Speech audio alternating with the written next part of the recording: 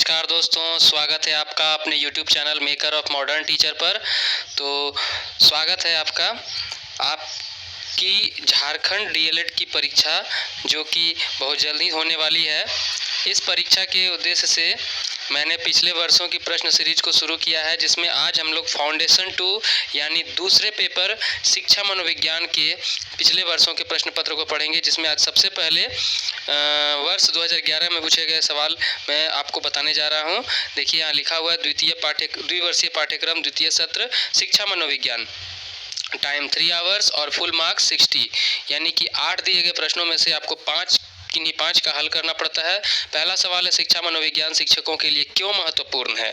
यह सबसे ही ज़्यादा महत्वपूर्ण सवाल है। दूसरा सवाल है बाल्यावस्था के सांवेगिक विकास का वर्णन करें। तीसरा सवाल है मनोवृत्ति का क्या अर्थ है, अधिगम की स्थिति में मनोवृत्ति को कैसे परिवर्तित किया जा सकता है। चौथा सवाल है शिक्षा मनोविज्ञान में साक्षात्कार विधि क्या है, उसके गुण दोषों पर प्रकाश डालें। पांचवा है कि मनोविज्ञान के संदर्भ में विकास का क्या अर्थ है, विकास की गति को प्रभावित करने वाले कारकों पर प्रकाश डालें। आगे छठा नंबर जो सवाल है, व्यक्तित्व एक व्यक्ति के संपूर्ण व्यवहार, प्रतिमान और उसकी विशेषताओं के योग का उल्लेख करता है, उस कथन की व्याख्या करें। सातवां प्रश्न है समायोजन का क्या अभिप्राय है, परिवार एवं समुदाय में समायोजन की प्रमुख तकनीकों का वर्णन करें। और जो अंत में टिप्पणी लिखने के लिए 2 सवाल पूछे जाते हैं वो इस प्रकार है कि विशिष्ट बालकों की समस्याएं, दूसरा अच्छी स्मृति के लक्षण, तीसरा अंतर्दृष्टि सिद्धांत और चौथा आत्मसंप्रत्यय। तो ये हमने 2011 के प्रश्नों को देखा। अब हम देखने जा रहे हैं वर्ष 2012 में पूछे गए सवाल। देखिए, what do you mean by educational psychology, explain it's AIIMS and scope. मतलब शिक्षा मनोविज्ञान से आप क्या समझते हैं, इसके उद्देश्यों का वर्णन करें। देखिए, किसी न किसी रूप में हर वर्ष पूछा ही जाएगा। बाल व्यवहार अध्ययन की विधियों का वर्णन करें, किशोरावस्था की मुख्य विशेषताओं का वर्णन करें, सीखना क्या है, सीखने को प्रभावित करने वाले कारकों का वर्णन करें। व्यक्तित्व से आप क्या समझते हैं, व्यक्तित्व के प्रकारों का वर्णन करें। व्यक्तिगत विभिन्नता में आदत का क्या स्थान है, वर्णन करें। अगला है 7वां नंबर, समायोजन के शैक्षिक महत्व क्या है, वर्णन करें। और 8वां नंबर में है टिप्पणी के लिए वंशानुक्रम, शिक्षा मनोविज्ञान की प्रकृति, बाल्यावस्था, समुदाय। देखिए, वर्ष 2013 का तो नहीं मिल पाया, वर्ष 2013 में शायद परीक्षा नहीं हो पाई थी। वर्ष 2014 का प्रश्न है आपको एजुकेशनल साइकोलॉजी का, शिक्षा मनोविज्ञान का, कि मनोविज्ञान मानव व्यवहार का विज्ञान है, इस दृष्टिकोण की आलोचनात्मक समीक्षा कीजिए। आलोचनात्मक मतलब कि आपको इसका पॉजिटिव और निगेटिव दोनों रूप बताना है, इसकी आलोचना भी करनी है। शिक्षा मनोविज्ञान शिक्षक को किस प्रकार सहायता पहुंचाता है, उपयुक्त उदाहरण की सहायता से व्याख्या कीजिए। अगला है 3रा नंबर, वृद्धि तथा विकास से क्या अभिप्राय है, वृद्धि एवं विकास में अंतर बताइए। ये मोस्ट इंपॉर्टेंट सवाल है। चौथा है शैशवावस्था को जीवन का महत्वपूर्ण काल क्यों कहा जाता है, वर्णन करें। 5वां है संवेगात्मक विकास में शिक्षक की क्या भूमिका है, वर्णन करें। 6ठा है अधिगम के अर्थ को स्पष्ट करते हुए उसकी प्रमुख विशेषताओं का वर्णन करें। 7वां है व्यक्तित्व क्या है, व्यक्तित्व को प्रभावित करने वाले कारकों का वर्णन करें। और 8वां में है आपको किन्हीं 2 पर संक्षिप्त टिप्पणी लिखें, जिसमें एक आदत, दूसरा समायोजन, तीसरा स्मरण, चौथा अधिगम। देखिए, वर्ष 2015 में शिक्षा मनोविज्ञान में जो सवाल पूछे गए थे कि शिक्षा मनोविज्ञान का शिक्षा के क्षेत्र में क्या योगदान है, वर्णन करें।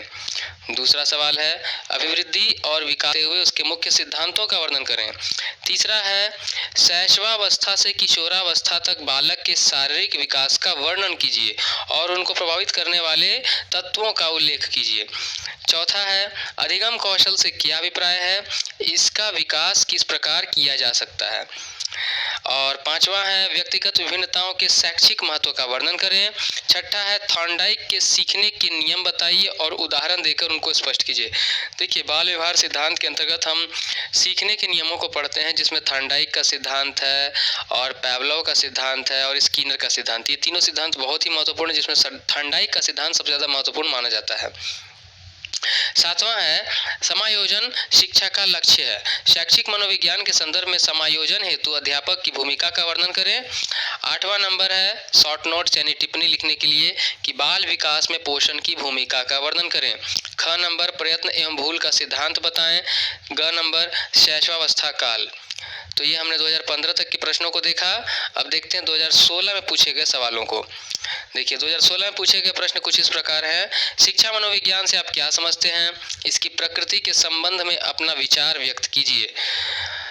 दूसरा सवाल है इस बात का स्पष्टीकरण कीजिए कि शिक्षक प्रशिक्षण पाठ्यक्रमों में छात्रों को शिक्षा मनोविज्ञान क्यों पढ़ाया जाना चाहिए। अगला तीसरा नंबर है शिक्षा मनोविज्ञान की अध्ययन की विभिन्न विधियों के नाम बताइए। इनमें से किसी एक विधि का महत्व, गुण तथा दोष का वर्णन करें। चौथा सवाल है बाल्यावस्था किसे कहते हैं? बाल्यावस्था की प्रमुख विशेषताओं का वर्णन करें। पांचवा सवाल है सीखने का अर्थ स्पष्ट करते हुए उसकी प्रमुख विशेषताओं का वर्णन करें। छठा सवाल है स्मृति से आप क्या समझते हैं? अच्छी स्मृति की विशेषताएं बताइए। सातवां सवाल है व्यक्तिगत विभिन्नताओं का क्या अभिप्राय है? व्यक्तिगत विभिन्नताओं के कारणों का वर्णन करें। और आठवां में शॉर्ट नोट्स लिखने में case history method, insight theory और फैटिग और 5 कैरेक्टरिस्टिक्स ऑफ एडोलसेंस मतलब जीवन इतिहास विधि, अंतर्दृष्टि का सिद्धांत, थकान और किशोरावस्था की 5 विशेषताएं। वर्ष 2017 में पूछे गए सवाल देखिए शिक्षा मनोविज्ञान शिक्षक को किस प्रकार सहायता पहुंचाता है? उपयुक्त उदाहरणों की सहायता से व्याख्या कीजिए। देखिए अभी तक हमने बार बार पढ़ा कि शिक्षा मनोविज्ञान का अर्थ, परिभाषा, प्रकृति, महत्व, उद्देश्य और विशेषता, इसको किसी न किसी रूप में हर वर्ष पूछा जा रहा है, तो इसे आप अच्छे से पढ़ लें। बालकों के संवेगात्मक विकास को प्रभावित करने वाले कारकों का वर्णन करें। तीसरा है अभिवृद्धि एवं विकास क्या है? वृद्धि एवं विकास के में अंतर स्पष्ट कर। देखिए वृद्धि और विकास ये मोस्ट इंपॉर्टेंट टॉपिक है, बार बार पूछा जाएगा इस पर। व्यक्तित्व के स्वरूप की व्याख्या करें और उसकी कतिपय उल्लेखनीय विशेषताओं का वर्णन करें। अब तीसरा टॉपिक व्यक्तित्व, आपको मोस्ट इंपॉर्टेंट टॉपिक में से व्यक्तित्व है। व्यक्तित्व का अर्थ, परिभाषा, उसका विशेषता, व्यक्तित्व के प्रकार, व्यक्तित्व की भिन्नता में अंतर होने के कारण, इन सबको पढ़ना बहुत जरूरी है। थॉर्नडाइक के सीखने के नियम बताइए और उदाहरण देकर उनको स्पष्ट करिए।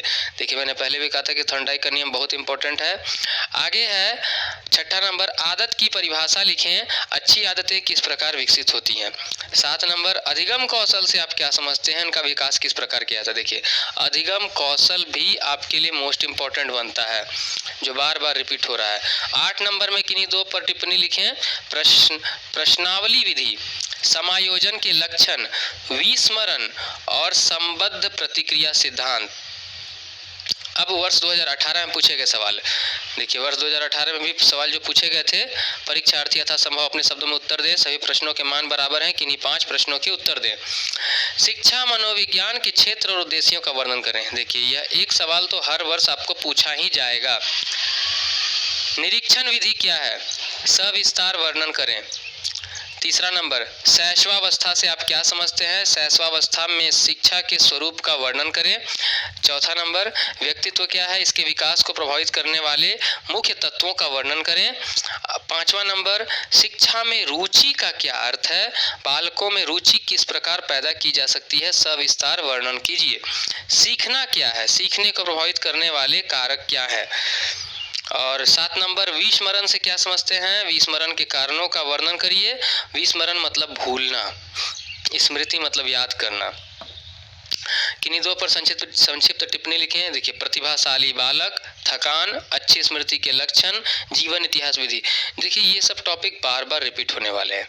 2019 में पूछे गए सवाल देखिए 2019 में जो पूछे गए सवाल हैं, सवाल उसी तरह 5 प्रश्नों का उत्तर देना है। शिक्षा मनोविज्ञान से आप क्या समझते हैं? इसकी प्रकृति के संबंध में अपना विचार व्यक्त कीजिए। दूसरा नंबर शिक्षा मनोविज्ञान शिक्षक को किस प्रकार सहायता पहुंचाता है? उपयुक्त उदाहरणों की सहायता से व्याख्या कीजिए। तीसरा नंबर शिक्षा मनोविज्ञान की मुख्य विधियां क्या हैं? उनमें से कौन सी अधिक प्रचलित है और क्यों? चौथा नंबर बाल्यावस्था से आप क्या समझते हैं? इसकी मुख्य विशेषताओं का वर्णन कीजिए। 5वां नंबर, व्यक्तिगत विभिन्नताओं से आप क्या समझते हैं? व्यक्तिगत विभिन्नताओं का अध्ययन एक शिक्षक के लिए आवश्यक क्यों है? 6ठा नंबर, थॉर्नडाइक के सीखने के नियम बताइए, उदाहरण देकर उनको स्पष्ट कीजिए। 7 नंबर, एक अध्यापक के रूप में आप अपने विद्यार्थियों में अच्छी आदतों का निर्माण किस प्रकार करेंगे? उनकी शिक्षा में आदतों का महत्व बताइए।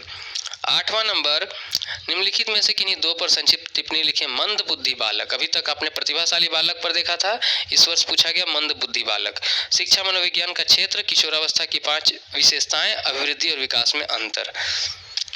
अगला जो पिछली बार पूछा गया है 2020 के लिए, 2020 का सवाल कुछ इस प्रकार है कि शिक्षा मनोविज्ञान क्या है? शिक्षा मनोविज्ञान के क्षेत्र का वर्णन करें। शिक्षा मनोविज्ञान में जीवन इतिहास विधि क्या है? इसके गुण एवं दोषों पर प्रकाश डालें। अधिगम यानी सीखना का अर्थ क्या है? अधिगम के मुख्य सिद्धांतों का वर्णन करें। चौथा, आदत से आप क्या समझते हैं? शिक्षा में इसके प्रकार एवं महत्व का वर्णन करें। किशोरावस्था जीवन का सबसे कठिन काल है, इस कथन की व्याख्या करते हुए किशोरावस्था की मुख्य विशेषताओं का वर्णन करें।